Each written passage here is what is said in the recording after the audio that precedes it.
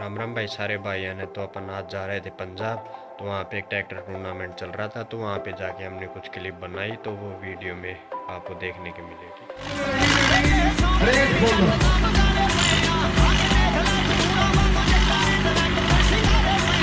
इकबाल सारे लीडर धन्यवाद है जोगी सरपंच साडा वीर जोगी सरपंच कालपीर बहादुर के बेटी सुखवान का तुझे इकबाल के दुनिया बता दी की सभी दुनिया पे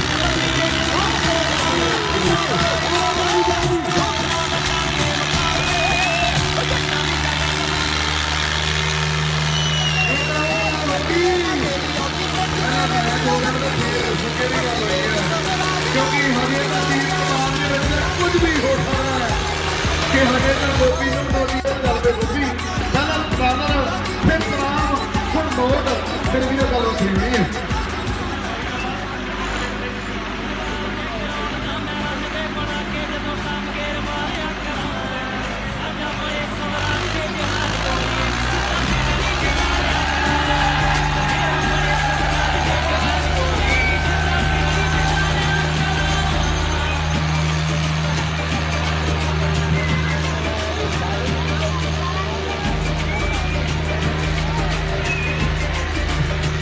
Right.